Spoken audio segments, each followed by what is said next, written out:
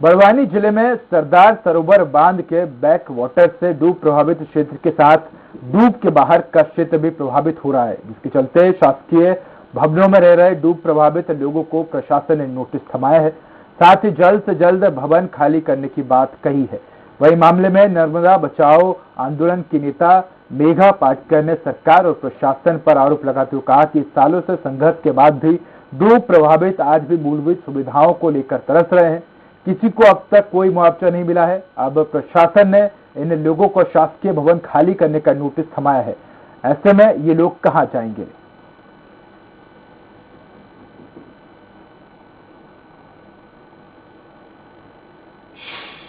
जासन अमलाली जैसे जो गांव हैं जहां पूरे 100% करीबन आदिवासी है, उनको डूब आई तब उनके घर डूबे तो उनको प्रशासन ने पुलिस बल लगाकर प्रभारी दल के नेतृत्व में हटाया और किसी को आंगनवाड़ी भवन में रखा। लेकिन आज उनको नोटिस देकर आज तक बाहर आए तो वो कहां जाएं? तो इस तौर पर जानकारी के लिए हमारे साथ संवाददाता सचिन जुड़ चुके हैं। सचिन, सरदार सरोवर बांध के बैक वाटर से डूब प्रभावित क्षेत्र के लोगों को शासकीय भवनों में तो विस्थापित कर दिया, लेकिन अब सरकार ही इन परिवारों को घर खाली करने के नोटिस जारी कर रही है। जी भाई, हम बता देंगे बड़वानी जिला मुख्यालय से लगे डूब क्षेत्र बीजासन व अमलाली में विस्थापित शासकीय भवनों में रह रहे हैं, जिनको प्रशासन ने भवन खाली करने के लिए एक नोटिस जारी कर दिया है। जिला प्रशासन की ओर से राजस्व अधिकारी एसडीएम पोच अभियान के अंतर्गत बीजासन व अमलाली पहुंचे थे, जहाँ पर उन्होंने देखा है कि शासकीय भवन, आंगनवाड़ी केंद्र सहित कुछ शासकीय भवनों में डूब प्रभावित रह रहे हैं। उन्हें खाली करवाने के लिए उन्हें नोटिस दिया गया है। साथ ही उन्होंने कहा है कि जल्द से जल्द ये शासकीय भवन खाली किए जाए। इसको लेकर मेघा पाटकर अब फ्रंट पर आ चुकी है। उन्होंने सरकार व प्रशासन पर आरोप लगाते हुए कहा है कि वर्षों के संघर्ष के बाद भी डूब प्रभावित आज भी मूलभूत सुविधाओं को तरस रहे हैं। उदय जी सचिन, आपसे जानना चाहूंगा ऐसे कितने परिवार है जिनको नोटिस जारी किया गया है और इन पीड़ित परिवारों का क्या कुछ कहना है? जी भाई, हम बता दें बीजासन व अमराली में अलग अलग 4 परिवार हैं जिन्हें नोटिस जारी किया गया है। 4 परिवारों को नोटिस दिया गया है। उन्हें जल्द से जल्द सरकारी आवास है जो वो खाली करने का नोटिस एसडीएम ने जारी किया है। उसी को लेकर मेघा पाटकर का कहना है कि जब डूब आई थी तब इन्हीं लोगों को जिला प्रशासन ने आंगनवाड़ी भवनों में रखा था और उसके बाद अब वही यहाँ से खाली करवा रहे हैं। उनका कहना है कि इन्हें ना घर प्लाट मिले हैं, ना किसी प्रकार का कोई पुनर्वास का लाभ मिला है। उदय जी सचिन, आप हमारे साथ बने रहिए। हमारे साथ मेघा पाटकर जी भी जुड़ चुकी हैं। मैम, स्वागत है आपका स्वराज एक्सप्रेस पर। नमस्कार मैम, जिस तरह से बात की जाए सरदार सरोवर बांध के बैक वाटर से हम देख रहे हैं कि कई इलाके के लोग, कई क्षेत्रों के लोग, डूब प्रभावित लोग जो हैं परेशान हैं और उनको विस्थापित किया गया सरकारी भवनों में। ऐसे में अब सरकारी भवनों में रहने वाले लोगों को भी सरकार ने और प्रशासन ने नोटिस थमा दिया है घर खाली करने को लेकर। देखिए, 36 साल के संघर्ष से हमने जो भी लिया है वो तो कानूनी प्रावधानों के आधार पर लिया है। उसमें नर्मदा ट्रिब्यूनल फैसला, सरकार की राज्य स्तरीय पुनर्वास नीति और सुप्रीम कोर्ट के कम से कम 3 महत्वपूर्ण फैसले ये आधार रहे हैं। और ऐसे होते हुए भी जिन जिन लोगों को मिला है वो तो बस गए हैं, फिर भी जहां बसाया है वहां की सुविधाएं अभी बाकी है।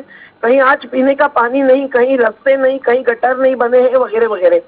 वो तो और एक मामला है जिसमें सब परेशान है ही कम अधिक, पर कुछ मिला भी है संघर्ष से। जिनको नहीं मिला है उनको डूब आते हुए गरीबों के घर जो किनारे थे, उसमें दलित थे, आदिवासी थे, मछुआरे थे, उन लोगों को इन्होंने प्रभारी दल और पुलिस बल लगाकर हटाकर किसी न किसी आंगनवाड़ी भवन में या टीन शेड में पटका। आज भी सैकड़ों परिवार पिछले 3 सालों से टीन शेड में रह रहे हैं। अब सोचिए आज की 44-46 डिग्री टेम्परेचर की स्थिति में वो 10 बाय 15 के टीन शेड में कैसे रहेंगे? और बीच बीच में बिजली और पानी बंद करते रहे, बार बार संघर्ष करके चालू रखना पड़ा है। कुछ थोड़े से मैंने खाना दिया, पर उनका जवाब क्यों नहीं देते आवेदनों का? उनका अधिकार क्यों नहीं देते? किसी को घर प्लॉट नहीं मिला है, किसी को खेती के बदले में 60 लाख रुपए मिलने हैं।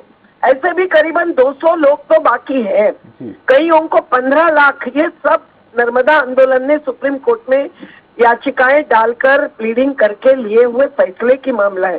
तो ऐसी स्थिति में जो लोग भवन में रहे वो तो ऐसे लोग हैं जिनको प्रभारी दल उस समय गठित किए थे अधिकारियों के, उन्होंने पुलिसों के साथ जुड़कर उनको वहां रखते हुए ये कहा कि आप अभी यहाँ रहिए इस भवन में। जैसे बिजासन के 17 परिवारों को, अमलाली के 2-4 परिवारों को, और उनको ये कहा 3 शेड में हो या यहाँ हो आप रहिए, आपको 5,80,000 जो घर बांधने के लिए मिलने वाले हैं वो मिलेंगे, जिनको प्लॉट नहीं मिला है उनको प्लॉट मिलेगा, और फिर आप घर बांधे और फिर वहां स्थलांतरित हो जाए। वो न करते हुए 3 साल गुजर गए और अब वो कह रहे हैं कि भवन छोड़ो, बाहर आ जाओ। अगर आदिवासी और दलितों को इस धूप में अपने बाल बच्चे बहने और बूढ़े बुजुर्ग बीमारों के साथ रहना पड़ेगा तो वो तो अत्याचार प्रतिबंधक कानून के तहत अपराध होगा, और ये जैसे धमकी वजह नोटिस देना बिल्कुल गलत है। कहीं तो अभी पुनर्वसाहट का विस्तार बढ़ाना जरूरी है। जैसे गांव पिछोड़ी, वहां है जमीन उपलब्ध पर पुनर्वास स्थल का विस्तार नहीं हो रहा है। कई विस्तार हुआ है तो वहां पानी नहीं है तो लोग जाएंगे कैसे? आज इसीलिए कुछ गांव ऐसे भी है, बोधवाड़ा है, निसरपुर है, बहुत बड़े महल भी निसरपुर में बन गए हैं, नगर बन गया गांव के बदले। लेकिन उसी निसरपुर के करीबन 150 परिवार मूल गांव में है, जहां न आंगनवाड़ी है, न पोस्ट ऑफिस है, न राशन दुकान है, न स्कूल है। तो ये सरकार के फर्ज है कि वो तत्काल करे। अब वो जवाब दे रहे हैं कि हमारे पास पैसे नहीं है, लेकिन आपने खुद के राज्य के फंड से पैसा खर्च करना आपकी जिम्मेदारी है, कानूनन बंधन कारक है। और गुजरात अभी अचानक कहने लगा है कि हमारे पास से पैसा देने की हमारी जिम्मेदारी नहीं है पुनर्वास के लिए। ये बिल्कुल अवैध बोल रहे हैं। ट्रिब्यूनल का फैसला है कि गुजरात में ही खर्चा करना चाहिए। आज नदी भी बर्बाद हो रही है, आज मध्य प्रदेश को एकमात्र बिजली का लाभ मिलना था वो भी नहीं मिला है। तो ये प्रोजेक्ट तो फेल हो गया है। उसमें हजारों करोड़ रुपए मध्य प्रदेश और महाराष्ट्र ने लगाए और इन दोनों राज्यों को गुजरात ने न्यूनतम बिजली का लाभ भी नहीं दिया है। तो दोनों राज्य अब पैसा मांग रहे हैं, पैसा ही लेन देन करनी थी जिसका आर्बिट्रेशन चल रहा है, तो बांध की जरूरत क्या थी?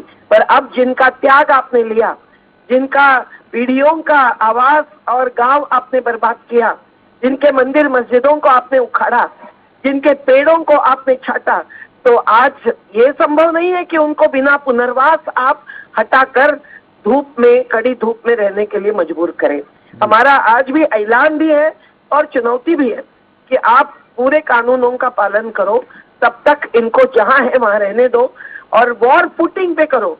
आज ही देखिए, आज कलेक्टर का शिविर लगा, आज घोषणा हुई सभी गांव वालों को, कुक्षी तहसील धार जिले के, कि आप आइए अपना अपना आवेदन लेकर, अपनी अपनी मांगे और समस्या लेकर, और आपका तत्काल निराकरण वहीं के वहीं हो जाएगा। और सैकड़ों लोग इकट्ठे हुए हैं और कलेक्टर तो पहुंच ही नहीं रहे हैं। अब मालूम पड़ा है कि कलेक्टर भोपाल चले गए हैं और ये केवल आवेदन ले रहे, पोर्टल पर डाल रहे हैं। ऐसे आवेदन तो 4-4 बार जिन्होंने दिए हैं उनको सालों से जवाब मिलना बाकी है। शिकायत निवारण प्राधिकरण, वहां 3 रिटायर्ड हाईकोर्ट के जजेस बैठे हैं, उनके पास आज 4,000 से 5,000 आवेदन प्रलंबित है। हमारा इतना ही कहना है कि कोई भी गरीब धनिक आपको आवेदन करता है, विस्थापित के नाते आपको जवाब देने का अधिकार भी है और आपका कर्तव्य भी है।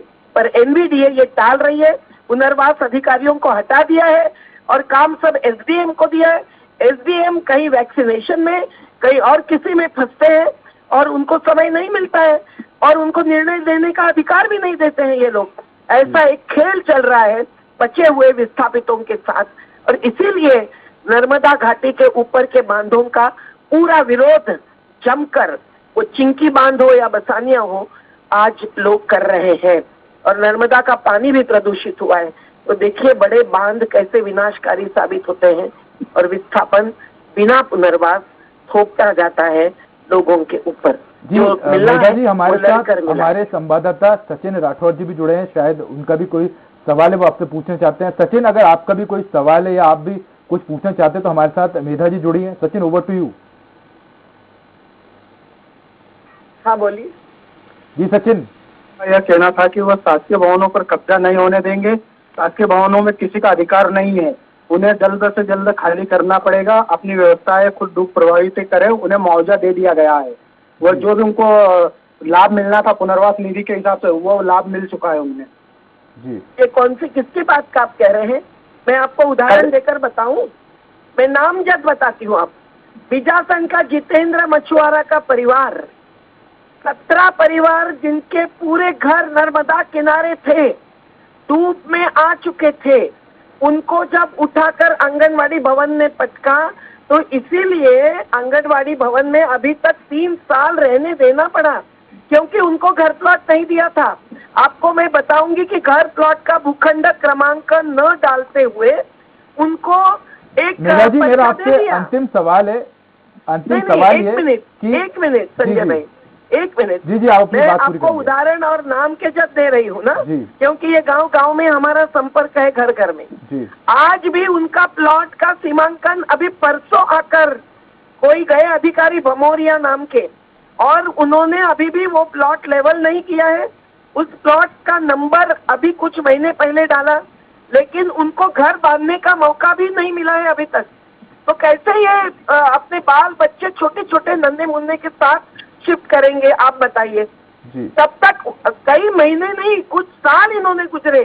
ये बिल्कुल जरूरी नहीं था बार बार एक रात तो वहाँ कार्यालय में रुके बाल बच्चे बहनों के साथ आकर, तब जाकर दूसरे दिन अधिकारी गए, तो भी उन्होंने नंबर क्रमांकन न डालते हुए भूखंड का पर्चा दे दिया, आवंटन पत्र।